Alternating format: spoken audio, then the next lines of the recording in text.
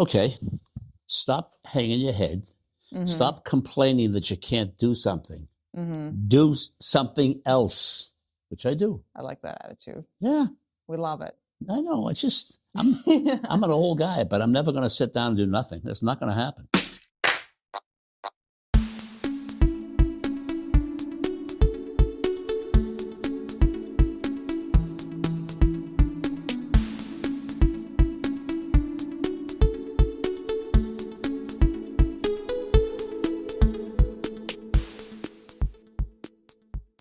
Hello, and welcome to Runnah, running on Cape Cod, Massachusetts and beyond, and welcome back to your favorite local running community. Today we have a very special guest. Some of you who are like Boston Marathon superfans might recognize this gentleman next to me. You never know. I've had some deeper dives than this, but we have is it finish line director technically? I am the lead official. Lead official for the at Boston the Boston Marathon finish line. The lead official of the Boston. Are you still doing that currently, Tom? I'm still doing it. Wow, that's it. This is year 30 coming up. When I grow up, I want to be you. We have Tom Meagher, as you would pronounce it in Ireland. So, Tom, welcome to the show.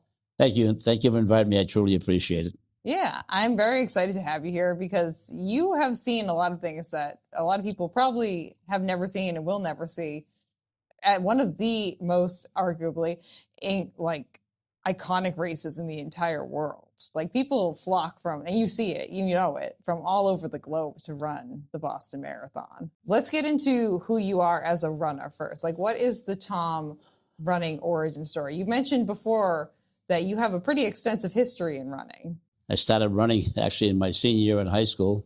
Okay. I went to Boston Latin School, and I ran, and then I wound up going to Boston College, where I ran for 4 years, and then got out of college and began my teaching, education, track coaching career. Started at a couple of public schools, wound up at Catholic Memorial School in West Roxbury, okay, and was coached there for 4 years, and the kids were very successful. I had some pretty talented athletes. We won 5 state championships in 4 years. Then I went to Boston College, back to my alma mater to coach. Nice. And I coached there from 71 to 79, and very, very fortunate to have coached 2 All-Americans. Wow. The senior of the 2 All-Americans that I had in 1976 was a 7-time All-American. And a couple of years ago, Boston College put together a list of the top 25 most talented athletes in all sports at Boston College. And his name was Keith Francis, and I recruited him out of New Bedford High School. And he's one of the top 25 athletes ever at Boston College sports history. Wow. Now, during all this time you were coaching, were you also running as well? Like personally, you were doing your own running? I was running, but I wasn't racing. Okay. Do you have a history of racing at all?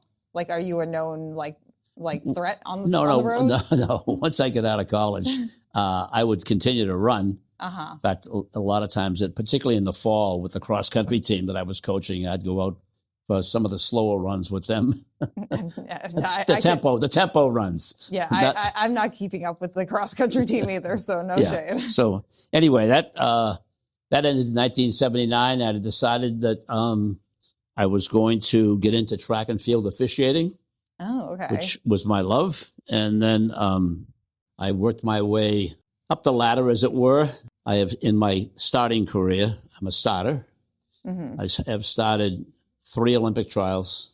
Wow. 15 Division I NCAA championships, numerous USA track and field championships, 3 world championships. So I've had a taste of the top athletes, running athletes in America. Yeah. For about 12 or 13 or 14 years. Wow. So that was a great experience for me. And how do you get involved with that? Do you just say hey, this is the job that I want? Or is someone being good sir, would you like to be a track officiant? Well, what happened was, in my case, I had a connection through one of my friends who was a collegiate track coach to the NCAA Championship, which was held in the 1990s in Indianapolis, Indiana, Okay. in what they call the Hoosier Dome. And yes, I've the heard of head starter there knew this track coach. I got from the track coach his number. I called him and I said, I'd like to come out and start. And he said, well, we kind of are pretty well set. You want to come out? You're going to have to pay for your own way and find a hotel for yourself. And I wound up paying for my own flight. I wound up sleeping on a cot in one of my buddy coaches, collegiate coach's room. And that's how it all started. The head starter was impressed with what I did. Yep. He said, well, come on back next year, we'll pay you away. Okay. And that got me started on that level of high ends in America, track and field. Okay. I feel like that's really honestly the origin story of a lot of people who have done like bigger things or things that are kind of like unique career paths, which I would definitely qualify this as a unique career path. I'm just thinking of myself, like when I started race announcing, because I've race announced all of our local races around here now. Sure. And a few other like local races that aren't Falmouth Running Club races. Would like to be part of the Falmouth Road race at some point. Megan Faulkner and I are talking about that. But definitely, when I started, it was because I was like, hey, I want to do this and I'm going to do it for free. And that's what happened. Yep. I knew I asked Jack and Kathy, who are the other half, 2/3 of the Cape Cod Marathon. I was like, hey, can I announce the race? And they were like, I guess. I was like, I'll do it for free. I'll just show up and I'm going to do it for free. And that's just kind of what it is. Sure. I feel like if you want, you kind of have to forge your own path like you did. There you go. You just got to do it, Yeah. So. And then that got me very involved. And what happened was that particular year, the last year I did it out in Indianapolis, they were going to move out of the Hoosier Dome. It was just too big. It was a 60,000 seat stadium and they were getting 15, 20,000. Looked like there was nobody there. Yeah. So they wanted to move. And then one of the coaches on the Division II level, because they brought the Division II NCAA championship in, said to me, do you think we could possibly bring our Division II NCAA indoor championship to Boston, to the Reggie Lewis Center? Yeah, I think that could happen. I think it's open. So I got a hold of my buddy, Keith McDermott, who ran the facility, said, we have a weekend available in March. Then I was working for the Eastern Collegiate Athletic Conference. Okay. And I went to the commissioner and I said, would you be interested in hosting the NCAA Division II NCAA championship? Yeah. Yeah, would love that. So we did 3 years of that. Okay. 4 years of that. Okay. And then actually further on in my career with being in charge of running a meet, I was the NCAA officials coordinator for the Division III meet hosted by UMass Boston. And 2 years ago at the New Balance facility, being the officials coordinator for the Division I NCAA championship at New Balance. So have done just an awful lot of things in track and field. And as I say, I don't know anybody that's a luckier person than I am. I feel like you have like a pretty awesome career path. Like this sounds like so much fun. Being able to be part of all these like really big track events, which and I know from my own experience with similar things, like it's really fun to like be in the thick of it and just be part of the action and everything. Sure. And like maybe you're not the fastest track runner in the entire world, but it's still fun to be part of the event that highlights all these people. I was very fortunate with all the NCAA championships and Olympic trials that I've done. I know a lot of top flight officials across America. It sounds like it. So when I hosted the NCAA Division I meet, got on the phone, started making calls. You know exactly the right people. I know the right people. I don't, as I say, at that level, this is me. I don't want a body. I want a player. Yeah. Yeah. You gotta, I feel like you gotta have some skin in the game to either be like officiating like yourself or competing. Sure. Like the athletes are. Sure. So what led you to the Boston Marathon? Like, how did you find that career? Because it sounds like mostly everything up until this point is largely, besides like some of the, were they marathon trials or were they track trials that you were a part of? USA track and field trials. Okay, so for the you've been Olympics. largely Yeah. on the track side of Yeah. things, not on the road side of things. No, not the roadside, no. Okay, so No. what took it from the track to the road for you? For at Okay, least so this? I worked, I got asked to work a number of years ago this is before the chips, when they were doing hand timing and recording.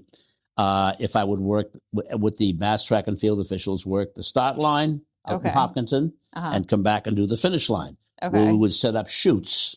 Yes. Because you didn't have chips. You had to log everyone's numbers exactly. at a time. Yeah. So I did that. And then I actually got asked to go on the Boston Marathon Organizing Committee. The president of the BAA in those days was Guy Morse. Guy Morse lives on Cape Cod. Oh, okay. Retired. Everyone and he seems said to come to here. me, we just got rid of an individual. We need someone to run the drug testing program. Would you be interested? I said, of course I will. I'm happy to help. Yeah. Step up to So the for plate. 3 years, I ran the drug testing program. Okay. And then Dave McGilvery, Mm-hmm. who was in effect my boss, Yes. said to me, look, I need someone to run the finish line. Mm-hmm. I need you to do it for me. I said, okay, I'll do it for you. So I gave up the drug testing and went to the finish line. I've been there. This will be coming up in April. Will be year number 30 at the finish line. Okay. Now, what I do at the finish line is I have done since I went there, get the brake tape, get the brake tape holders, position them correctly. Just it's a matter of instruction. Now, they have two people. One will be a member of the Board of Governors, and the other one would be used to be John Hancock. Now it's Bank of America. Yeah, so it would be a vice president or president of the Bank of America. So they will hold the tape, and then I greet the winner. Yeah. And walk with the winner. What they used to do before I did it, they'd take the shield and put the wrap around them, give them the water, turn them around, and bring them back right away. And I said, when you're dealing with high-end professional athletes, which I have done. Yeah, for years, for a long time. You got to just let them compose themselves. Let them gain their composure back. Yeah. Because they've just run 26, and they've just won the most prestigious marathon in the world. So your brain's that's all where over the place, and it's also exhausted all at the same time. Yeah, sure. And as people say to me all the time, they must be exhausted when you get to you. And I do this. That's where they're exhausted. Oh yeah, no, I've run multiple marathons and chess game. The chess game. Well, especially if you're actually compete. I've never competed in a marathon, but if you're actually competing, you actually have to think about the other players in the chess game, which is another added element to one. I have to mentally stick with it and stay in the game. Sure. And I'm also actively should I kick now? Should I not kick now? Is this a good place for me to do this? Should I take some fuel? Do I need water? What's happening? There's a lot more decisions you have to make. Oh, absolutely. And you're right with that part. Every marathon runner that goes, the top marathon runners that go to Hopkinton have a plan in their mind. This is what I want to do today, which is great. However, there's that never happens. 10 or 15 or 20 people who have a similar plan to you. But not quite the same. Not quite the same. So the question would be, for example, if you have a plan, okay, when I get to the 3 mile mark to go, that's when I'm going to make my move. This is an example. Yeah. So what happens if one in your group decides it's 5 or 6 or 7 miles, I'm going to make my move right now. And so do you let them get away or do you go with them? Which has now changed your plan to a degree. Yeah. Oh, yeah. Big time. Yep. Yeah. And what if you miss a bottle or something? What if a surge happens and you miss your bottle? Okay.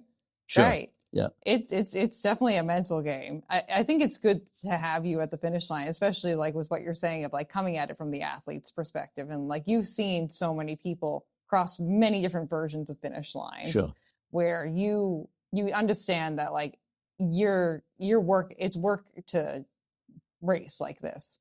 Correct. To race in a competitive fashion, it's more work than it mentally. It is a little bit more engaging for most athletes than it is if you're just kind of trying to make sure you're getting to the finish line, because they're trying to make sure they get to the finish line, but they're also trying to compete at the same time. Exactly. So, but it's nice to have that athlete's perspective.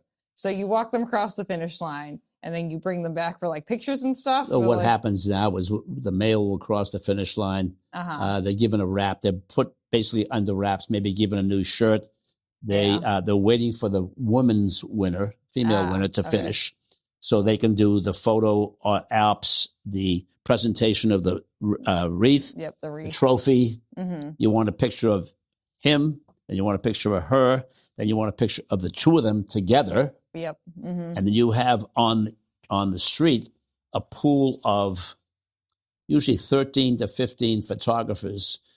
I will tape off a section of the road under the photo bridge, and place them there. And they're told by me, you are not to leave until anywhere until I tell you to move. Now, stay in the box. Also, up on the photo bridge, you have more photographers who weren't able to get, because you can't fit 30 or 40 people in that little box I'm talking about. So we want to make sure that the photographers on the street get their shots, they get their shots. And, a part of it, a couple of interesting things this year that happened with the winter. There's a portable TV off to the side. I just kind of glance at it. I just want to know where they are, how many of them are there, and what's the shot of maybe getting 3 or 4 or 5 coming across together. And like an ETA, I'm sure. So what I did notice, as the winner this year crossed the finish line, he wasn't wearing a bib number. So interesting.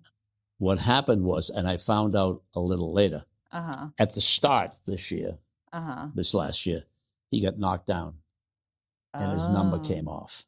Like he physically fell. I think he got bumped down. He had the presence of mind to take the number and stuff it in his shorts. So there's a timer chip on it. Well, because, yes, he had a timing chip on it. That would record in his shorts. But you can't run the race without an official One bib. of the rules is you have to have your bib number all the time. Well, he had it. There was one factor. Well, I said, what's your bib number? And he reached into his shorts and gave it to me. And I had the number. Number 2, he started throwing up. So we had a couple of people that ran over and wanted to hand the athlete water. Well, that's not allowed. No, you can't do that. As a result of a problem with a 100-meter athlete, Canadian, Ben Johnson, who won a gold medal, but they took it away because he tested positive. And, they're going to go, winners, absolutely positively, the 2 winners are going to go to drug testing. Oh, definitely, And then they do a random number up to about 15. So they might do number 1, number 4, number 8. Something like that. But the winners definitely. So anyway, what happened was the drug testing people have someone holding water. The athlete must pick his own water and drink. And crack it in front of the drug testing So it was person. actually a doctor who wanted to give him water. I said, Doc, you can't give him water. And we appreciate the sentiment of it all. But because then what you want to do, then you're opening up, I would say, a Pandora's box of, okay, so someone handed him water. That's not allowed. Could we possibly, I'm not saying they would, but could you possibly disqualify him because he broke the rules? You don't want to accidentally have someone break the rules. Especially if like I can imagine if I ever finished the Boston Marathon and I won and someone went to hand me a water bottle, I'm at an exhausted mental state and I'm just going to be like, and just take it. And if that has something in it that's going to test me positive on drug testing, I'm not really going to be thinking about it, but the fact that you're thinking about it for the athletes, I think is very helpful. Well, you have to know the rules. That's why. When the job that I do, I have to know the rules, and I do know the rules. So you seem like a rules guy. You like the boom, boom, boom, boom, boom, following the protocol and procedure. That's what you got to do. That's what I have to do. Now, what's something that's surprising about working at the Boston Marathon that maybe surprised you that you weren't anticipating? Surprising. Or something that's maybe caught you off guard or something where you're like, I don't think people would realize this happens here. Well, it didn't catch me off guard, but I would say that there are always people that want to get their mug in the pictures of the finish line. Oh, yeah, And people who want to so just be I in the pictures. numerous times, that doesn't happen 10 or 15 or 20 times, but it happens. That's not necessarily every single year, but it's happened. Okay. Like random bystanders or like. The question I would ask is, what are you doing here? Well, I got a credential. See, that's the stock answer. I got a credential. I didn't ask you that. I see the credential. I asked you, what are you doing here? Well, I'm a friend of someone. Leave. Out. Take no prisoners attitude. Take no. You have to. You can't just let everybody that wants to get up at the finish line hang around there. It doesn't work. Yeah. I feel like when you get to that level of like the volume of people that the Boston Marathon deals with, both like runners, spectators, media, like everyone involved, like you have to set hard and fast rules. Oh, no question. Yeah. You can't let people just like do whatever they want, because then it's going to be an absolute No. mess. And there are BAA security people there. There are Boston Police Department officers there. You got medical people. I mean, there's a lot of different people who are credentials, as we said.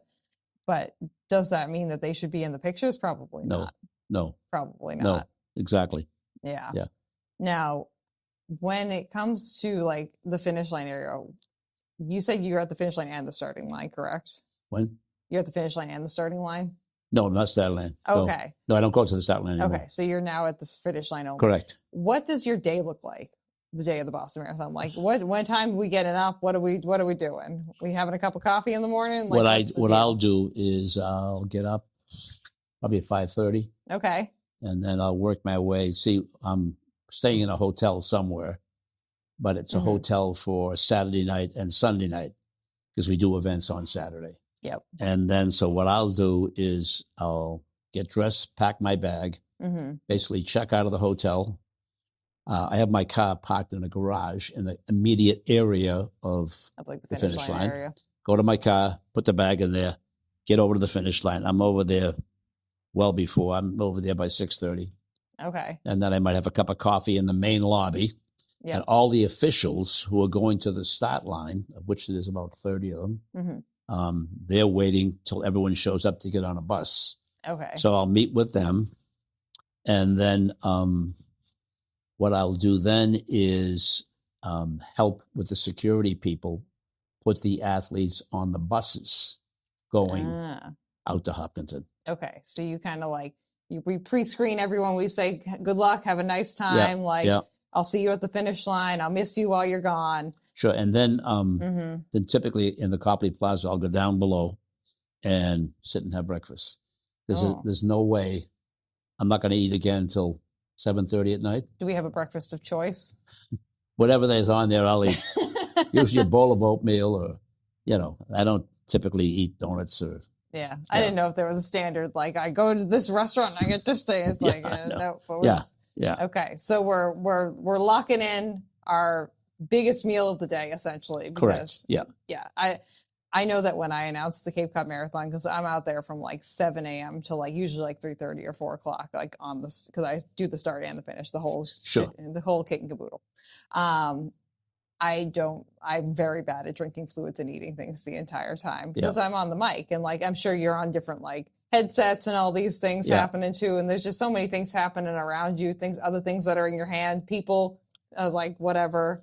Like it's just. I'll drink. I mean, I will drink a lot of water during the day. I'm bad about it. On I things will. like that. Yeah. That's an art form on its own. Like making sure when you're running an event that you're drinking enough water. That's a skill. And see, for a period of time, for me, particularly when the winters are coming and cross the finish line, for me, it's total focus. Oh yeah, complete and total focus. So, I did an interview with WGBH about 7 or 8 or 9 years ago, and the first question of the woman, and I knew her, she asked me, "It must really be exciting for you to be at the finish line at the Boston Marathon and greet the winners." And what was your response to that? No. It's not. No. It's your job. So she stopped the interview and she said, "Tom, what do you mean it's not exciting? We want someone with passion." I said to her, and I mean it sincerely. Yeah. I am so totally focused on what I have to do that I can't let excitement being upset, being angry, being any kind of emotion take me off my focus. You're kind of like because emotions will take you off your focus. Yes, agreed. And so I said, I tell you when I get excited. I get excited probably from 2:30 till 5:30. You get the gen pop coming through. The average person running for the father who died of cancer.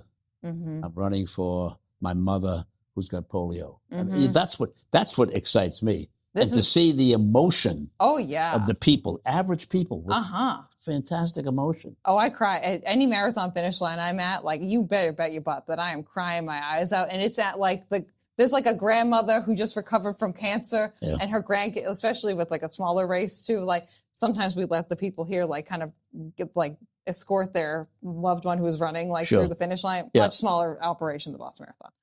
But like just watching these people, I cry every time. It's so moving and so emotional. It is. I will agree with you too. And the thing is too, like, as I think you can back me up a little bit on this, Tom, for the people who are the elite athletes, this is their job. A lot of this is what they do. They are professionals. They are getting paid. They are kind of mostly working for a paycheck. This is prestige. This is accomplishment, but this is also a cash out. You know, this is how they're going to fund their training for the rest of the year. If they win and they get a title that hopefully will get them brand deals and all these other things that come of it. But it's a little bit more formulaic for them. This is something that largely they've done before. When it comes to like the everyday athletes, this is an emotional experience and like a transcendence of their soul a lot of the time. They're not doing it for money. They're not doing it because it's their job. They're doing it because they either like you said, like they lost a parent to cancer. They survived some kind of disease. They just love the Diabetes Foundation. They ran really hard and they're like trying really hard. Like those are the people that those are the heartstrings that get plucked. As I said, I can get excited about those people. I really can. Yeah. Well, you said your kids have run it too. Yeah. And you got to greet them at the finish line. Right. That's very exciting and a very unique opportunity. Sure. Exactly. What was their response to having you? I'm assuming they knew you were going to be there. It's a little bit obvious. Big hug. Yeah. Then I took the medal and put it on their neck. Yeah. I feel like that's definitely something that they're going to remember forever. I know. You're right. Exactly. Yeah. And then I make sure that someone there taking pictures so I can have a picture blown up of my daughter or my son-in-law with me. Yeah. And there it is. That's your picture. Yeah. There's your Christmas gift and your birthday gift and everything in between, Yeah. That's very exciting. Now, I'm sure you see other people who you know crossing the finish line too. Do people usually recognize you when you're at the finish line? People do. People say hello to me. And I will say, back? No. I will say this though about the finish line. For some reason, people think that it's relatively easy to stand on the finish line or in that immediate area and pick out someone you know because you know they're coming. Oh, it's not easy. Just the opposite. Yeah. It's very, very difficult. Unless you're dressed as like the Eiffel Tower or like the Leaning Tower of Pisa, like you're probably not, or like a giant like blow up clown, like you're probably going to have hard. It's interesting for me too, because when I run marathons, I run them with Team for Kids, which is New York Road Runners like premier charity. And we have these bright green singlets, like the color of your shirt, but like amplified up. Like it's very bright. It's very distinct. Even in that super bright like singlet and sometimes matching shorts, it's still hard to find me in a crowd. Yes, it is. And so people think they're being distinctive by wearing like a sparkly shirt or something. I'm like, no, you're not. I'm not going to see you. Right. But that's an idea. See, a lot of people running will have someone maybe on the sidewalk during the course or maybe down at the finish line area. Yeah. And they decide they're going to wear something bright or something sparkling. So I'm wearing the sparkling orange shirt. Look for me. And you see 20 people wearing a sparkling orange shirt. Oh yeah. It's definitely it's hard. I just ran Berlin in the fall. And that I think they reset the world record for the number of people at a race. It was like 55,000 runners. Wow. So and I knew people who were running as well too. And I had other Team for Kids members who were there. Didn't see a single one of them. Yeah. Not a single one of them. No, I didn't. But it's something that definitely is interesting. Sure. Do you have any like special, or besides your kids obviously crossing the finish line, like favorite memories from being at the finish line? Well, I will tell you, I mean, it's just the number of people that I have met at the finish line who I've had an opportunity to talk to, and like celebrities or just like people you look up to? Lance or? Armstrong, for one, who in his heyday, Lance, Bob Kraft. Okay. Helped him out one time because his son was running. Nice. Tom Brady. Oh yeah, I forgot he ran the Boston Marathon that how many, like once? A couple of Red Sox pitchers. Kurt Schilling was one of them. Yeah, that makes sense. They had the former governor Michael Dukakis was there. The former U.S. Senator John Kerry was there. Yeah, they were down there. They had passes to get down there, and they had waiting for their children or whatever. I would also imagine like the senator of Massachusetts. One of the best was nobody had told me in advance, which at the time I was not happy about because I should have known. Shame on them. There was the general who was the chairman of the Joint Chiefs of Staff ran. Okay. And I found out because I was at the line and I kind of looked to my left and I saw 3 military people come up. Okay. And one had a big gun in his holster. You were like, okay. One had a camera. So I said, "Who are you waiting for?" "We're waiting for the general." "Okay. Do you have a credential?" And then police captain that I happen to help, who I know, came up to me and said, no, they're okay. They've been cleared. So I said to the photographer, "Who's coming?" He said, "Well, the chairman of the Joint Chiefs of Staff." I said, "Do you think we can get a picture with him?" "Oh, no, he wouldn't want to do that." So I'm out on the street, and then maybe 5 minutes later, the guy with the camera comes out. He says, "Can I stand next to you?" "Yeah, sure." He's the one who told me that, no, he wouldn't want to take pictures. Yeah. The general comes. He's got a black T-shirt, black shorts, and has 2 military younger people running with him. He's an older gentleman in his late 50s, probably, maybe 60. Yeah. So I said, "Greetings. Welcome back to Boston," because he was born and bred in Boston. I said, "You think I could get a picture with you and the mayor?" Yeah. "And the police commissioner?" So the mayor at the time was Marty Walsh. Okay. And the police commissioner was a guy named Billy Evans, who I've known. Okay. So Come on. I brought him down and put him up against the big BAA banner, got the picture. And, of course, they loved it. Nice. So it was great. And he was very, very cordial. Of course, I'd love to have a picture taken with the mayor and whatever. Yeah. Guy telling me no, he wouldn't want to have a picture taken. I feel like most people who are like celebrities are like people who they're generally like nice, regular humans. There's nothing like super crazy about them. You meet them and you're like, "Oh yeah, hi, it's nice to meet you." And definitely like runners too, like professional runners. Sure. A lot of them are all of them are just like regular humans. You meet them and they're like, "Nice to meet you." And you're like, "Yeah, it is nice to meet you. Yeah. Great to see you, my friend." Well, as you well know, having run a marathon, the preparation that goes into it, it's beyond the preparation that people in other sports don't have to go through. Like, okay, today's my day to run 10. It's sleeting out, it's cold, and it's going to be dark before I finish. Yeah. I don't want to do that. You do it. Yeah. Yep. You do it. And that's something that that is kind of unique a little bit to our sport of running. Yeah, I think so too, especially when you start going into like the trail scene too, or like I just have dipped my toes into the ultra marathon scene recently. You have an advantage if you do those like really challenging runs. Like if you go run in the dark in the snow, you are probably going to be the one who finishes, because who knows what you're going to encounter when you're out there for like 24, 48 hours consecutively. Go. Exactly. Like you have to just kind of, and it's the same with like any race that like occurs within the elements, like outdoors, like even the Boston Marathon. Like the first year I ran the Boston Marathon was 2019.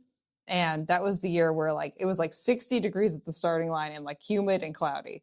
the clouds left around like halfway through, and it was like 80 degrees, and we were like baking in the sun. Oh yeah, like yeah, I remember through. that day. Yeah. And then I got into Boston, and it started downpouring on us, and the temperature dropped another like 20 degrees, and I was like, my body was just like not ready for that roller coaster, because this was the second marathon I ever ran. So, sure.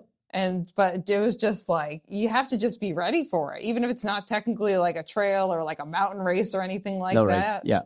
It's a wild time. And I say to runners who want to run a marathon, want to run a 10K, want to start running, do whatever. Do what you can do, get yourself prepared, and control the things that you can control. Yeah. Because guess what? You can't control that. No. It's not going to happen. Yeah. You can wear a waterproof jacket, though. That goes a long way a lot of times, which is a nice time. I know. Now, what is your favorite thing about working the Boston Marathon finish line, Tom? If you had to pick like one or two things. Well, my favorite, probably something that I have been very fortunate that I have walked away from that marathon for 29 years, and God willing, this year will be 30, saying to myself, thank you. Everything went great. Yeah. I've never had to walk away saying, you know something? I screwed up today. Yeah. You mean from like your perspective or like the whole team's perspective? My perspective. Okay. That things went exactly the way they were supposed to go. I imagine you're also a person too who's like, I could do this better for next year, but it's not like a fault of your own. You're just kind of like you do the process and you're like, okay, that went well, but this is how I can improve next time. I imagine this there's certain things that constantly need that attention. Yes. Yeah. Constantly. Yeah. I feel like the best people in the best events are ones where like you go to the event, you have a fantastic time, as a participant, like I go run the Boston Marathon, I go through the finish line and I say, Tom curated a very wonderful finish line. This was a nice time for me. But internally, you are like, yes, that was good, but I have improvements that I would like to make. Sure. Like those, I feel like, are the best events. And always be mindful of, I can control things that I can control. Mm-hmm. There are things that could happen. One happened back in 2013. Yeah, with the bombing over and which everything. I had no control. Yeah. And what happened?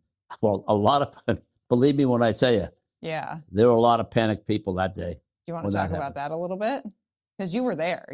I was told that by our friend Jim from the Boston Bulldogs. 20 yards away. Yeah, that you ran into the action. I did, yeah. Talk about that a little bit. Well, I had gone up on the timing platform because I was looking for two people who were going to finish. Yeah. So the timing people can tell me, okay, what's the name of the person? Yeah. So if, for example, I said to him, Joe Smith. Yeah. I got 7 Joe Smiths. Yeah. How old is he? Where's he from? Right, exactly. Yeah. So anyway, I found out the information and I came off the platform. Mm-hmm. We're on the same side of the street where the bombs went off. And one of my security guys said, Tom, there's a guy with a camera over there, handheld camera. Mm-hmm. Mm-hmm. And Channel 4 at the time, now it's Channel 5, had exclusive rights to the TV. Okay. Well, when you say, I know what exclusive rights are, but this was 2:30 in the afternoon. The talent had all finished. They were all done, gone. Yeah. The cameraman he came down with an anchor lady from a television station in Burlington, Vermont. Okay. And she was running and he wanted to get her crossing the line with the camera. Okay. Live. Yeah. I said, okay, that's fine. Yeah. Yeah. There's nothing like, no one's competing for money anymore. I know what the rules and regs are. I'm not abusing them. I'm just saying, I know what the situation is. I know what the circumstances. If they cause problems, we'll take them away. But they're just sitting there. So then I took one step forward to go down that side of the street and the bomb went off. That must have been shocking to your system. The thought has, and not that I think about it frequently, I don't, but the thought has entered my mind on occasion. What happened if he didn't stop me and ask that question? Could I have probably been right in front of the bomb when it went off? Could something serious have happened to me? Yeah, that's a valid question to ask. Anyway, I saw a older gentleman get knocked down by the concussion. I thought he was cut. something had hit him. He got cut. Okay. So I ran to him. Uh-huh. Well, he wasn't cut. And then I looked onto the sidewalk, and I had the same urge to get on the sidewalk and help people. Uh-huh. And then I saw National Guard and EMTs tearing down, ripping down everything. Yeah, just Don't barreling move. through. Stay where you are. Yeah. And it was pretty horrific. That's definitely a trauma that you will hold in your soul until you are a soul no more. You know? Yeah, I mean, I've honestly, I've never had a flashback. I've never been awakened by a nightmare of any type. Wow. The thing that concerned me the most was I reached into my pocket and pulled out my cell phone and called my wife. She was out shopping. Yeah. Left a message. A bomb went off here. I'm okay. Please call the girls. I have 2 daughters. Yeah. And tell them I'm know okay. You're alive. Yeah. I felt badly for both of them. The oldest daughter her husband was changing jobs, and they were moving to San Francisco from Virginia. Uh-huh. And they went out. My daughter and my granddaughter went out there to look at schools. Yeah. She was going to be going into high school. Uh-huh. And they were on a plane. They had flown out. They had looked at schools. They flying back halfway across America. Someone came up the aisle and talked to a gentleman sitting in the seat right in front of where my daughter was. Yeah. And he said to him, "Did you hear about the bomb at the Boston Marathon?" So they just kind of had to sit with that. So now she had 3 hours still in the air. And she didn't know if you were alive or not. And then she's trying to keep her composure because my granddaughter is sitting right next to her. And the challenge was, oh my God, I know. That's probably the longest 3 hours of her entire life right there. Yeah, yeah. Wow. Exactly. Well, I'm glad you're okay. And I'm glad that you've been able to kind of process that experience to a point where you're you feel good about it. You're like, well, and what happened was I got a call from a Boston police officer who was actually a student at the school where I worked. And he said, he ran the trauma center. He said, I want you to come in and get debriefed. Okay. I said, honest, Ryan, I'm fine. And I have had no problems. Tom, get in here. So it was like he was, I grasped the tenor of his voice. So I said, okay, I'll be over. Yeah. So I sat down with their counselors for about an hour. And just kind of processed. And they debriefed me and asked me questions. And you know, things happen to people in your life. Things happen when you expect maybe something to happen. But a lot of things sometimes happen when it's unexpected. And clearly, some people said, "Oh, did you think it was a gas explosion?" No. I thought it was a bomb. Yeah. And then when the second one went off, I probably jumped about this high off the ground. Not the first one, the second one. Yeah, I would have, because I feel like with the first one, you unintentionally get your nerves, you have this much nerves that you can kind of dispose of. Yeah. They went away. Yeah. Like that, kind of buffer between you and ugh! Yeah. The second one, you kind of it's just no, there's no nerve buffer zone anymore. You're just kind of whoa. Yeah. Well, you gotta, my reaction was my typical action. I mean, people said, "Didn't you think about running away?" Run away? How could I run away? I was in charge of that area at the time. It's your stuff. I had to go and see if someone was, and thank God he was fine. Yeah. And it's definitely interesting. It's still etched in my memory. It's way in there somewhere. Yeah. It'll probably come back and find you at points during that you don't expect. That's usually what happens with memories like that. Yeah. You're driving down the freeway in Florida or something, or somewhere weird that's not related to that place. Then all of a sudden you're like, oh yeah, I have that memory come back to me right now. Yeah. I had ringing in my ears for about 5 or 6 days. Okay. And yeah. It's an experience, and it's something that happened. Well, I've had an opportunity to speak to some groups over the years, particularly younger people. And I always am of the belief that don't ever say that could never happen to me. I don't think so ever too. say that. Yeah. Or that could ever happen here. Yeah. Yeah. You have to be ready for anything, You do. Yeah. positive or negative, you know. Yeah, sure. Yeah, just kind of like leaving opportunity as like something that could happen to you. It's kind of something could come upon me, and it could be good, it could be bad, it could be indifferent, you know. Yeah. Just being open to it. Well, typically, I would gather together all of the BA security people who line the street on both sides. And I would talk to them about, I know when you're standing there and the wind is coming, I know there's a tendency for you to want to look over your shoulder at the runner. Yeah. I want you focusing on who's on the sidewalk, who's in the crowd. Because I would say something, you might have some crazy individual jump over the fence and run out and try to tackle the winner to make a display of loyalty to his particular tribe in Kenya or Ethiopia. Yeah, whatever the cause is. Yeah, right. Whatever the cause is. Yeah. And so, Well, that's the perfect moment to like take advantage of, because you better bet your butt that like almost every single person's eyes are going to be on the winner when they're crossing the finish line. So if you would like to cause some kind of like chaos at the starting line area, not saying anything, don't get any ideas, but this could be the place to do it, So that's why it's important to have like your security people. Sure. Eyes on, like not eyes on the winner, eyes on the crowd. Eyes on the crowd. So that way, if they see something weird happening, they can like respond to it immediately. Sure. Stop problem before it starts happening. Sure. Yeah. Okay. Well, Tom, anything else you would like to talk about before we get into our final little like shoe segment? Anything you'd like to leave people with? Any last stories you'd like to tell? I said it a little earlier. I don't know anybody that's had a more fortunate life in the running world than me. Yeah, honestly, same. I don't. I'm so fortunate and I'm so grateful. Yeah. And, I never, ever would. I'm sitting down now talking to you. You asked me to come over and I said I would. Yeah. I don't go around looking for, hey, do you know who I am? I would never do that. That's not who I am. I have an opportunity. I have people sit down. Sometimes someone will walk up to me. Aren't you the guy from the Boston Marathon finish line? Weren't you there when the? Can you? No, I'm not. I don't want to talk about it. Yeah. Because I don't know who the person is. I just. Yeah, you got to set boundaries for your own mental health too. Of course. Yeah. Of course.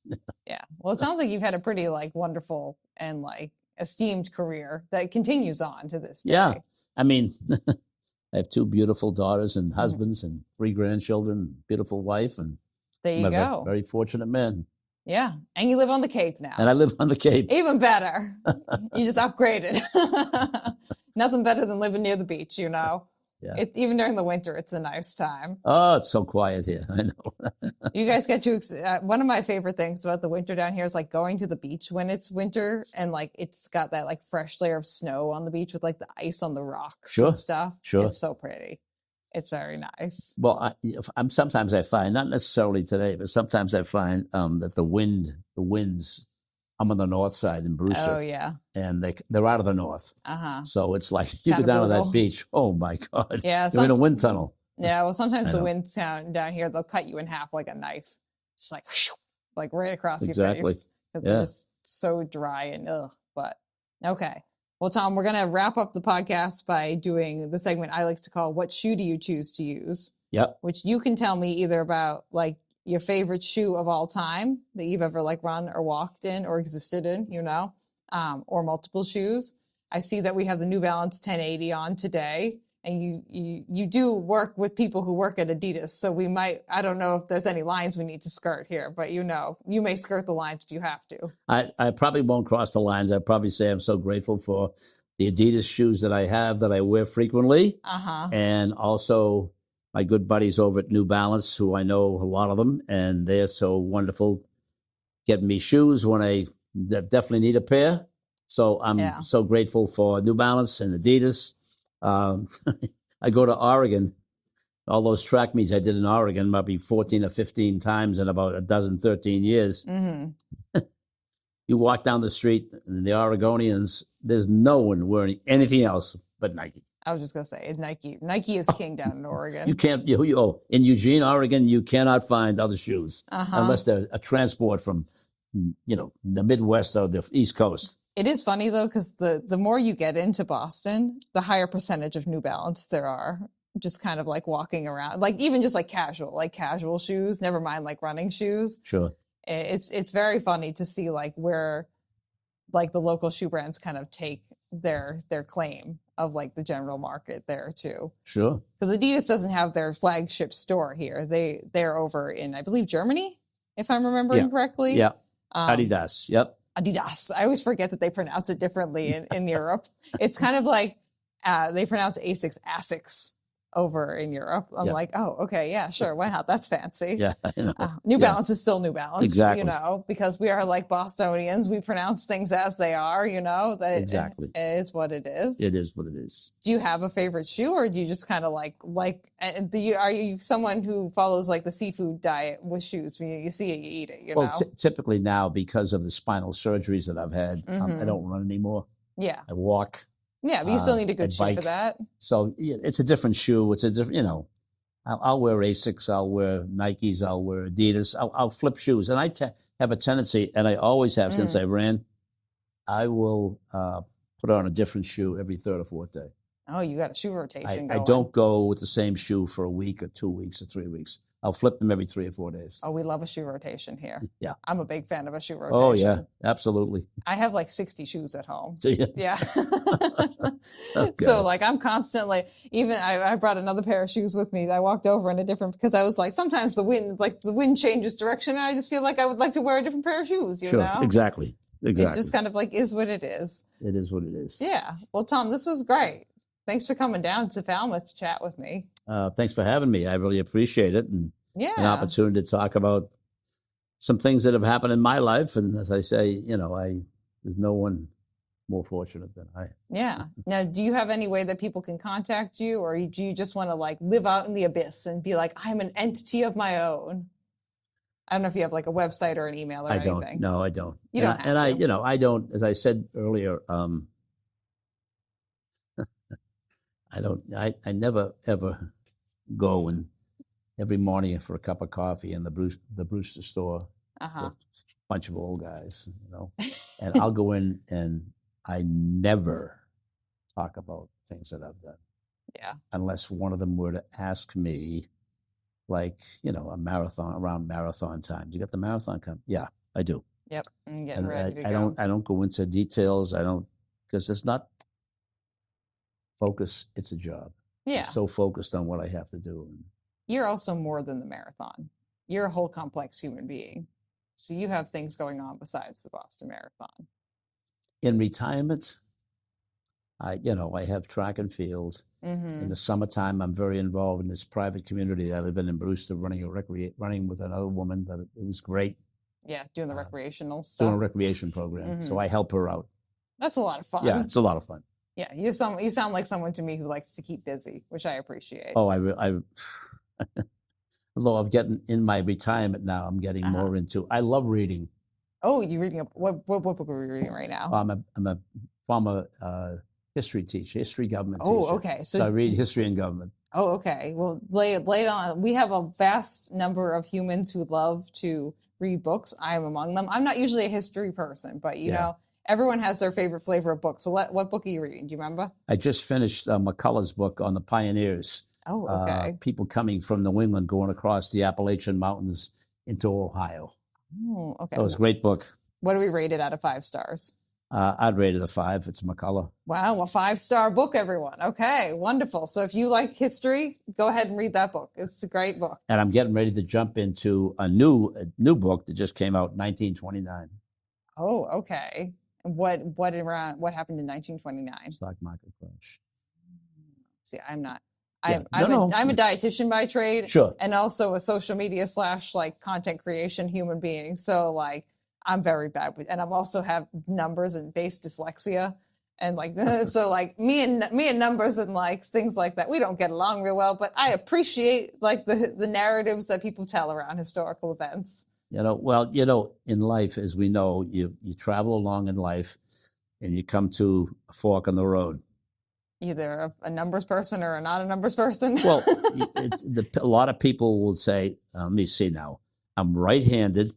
The strength is in my right hand. I'm going right. Mm-hmm. Or others will say, I know I do things all the time going right. Let me try left and see what happens. Yeah. And that's what happens in people's lives. And they just, it's just, and when you go left or right and you get to a certain point where you see, geez, maybe I shouldn't have come this way, to have the ability to make adjustments in your decision to make it more compatible for you instead of backing up all the way to here to go on the right side. Adapting. Acceptance and adapting. Yeah. We love it. Wonderful. Be willing to accept, as I say, another thing I say about all the time. Guess what? What? You're playing cards and you were dealt a hand. That's your hand. Yep, you got to deal with it. You can't just say, I don't like this card, I don't like that card, give me 2 new cards. That's not happening in life. Yeah. And you got to learn to deal. Make adjustments and deal. The best people who are good at like playing things like poker have the best poker face, and they know how to like play with whatever deck of cards that they get dealt. They can make it work. Sure. And those are the most adaptable humans out there. Exactly. And you can start by reading some more books that are outside of your comfort zone. There we go. We'll round it back around to books.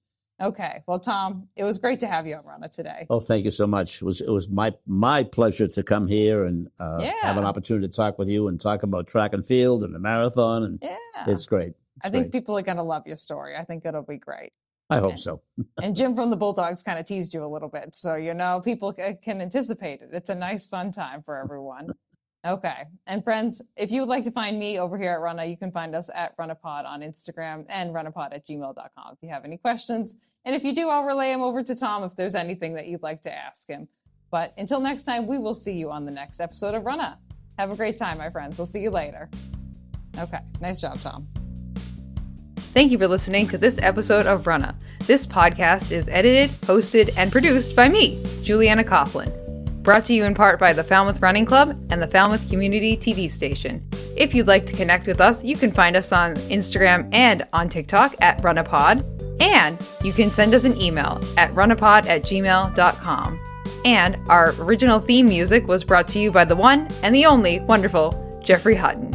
And keep up the great work. I'm proud of you.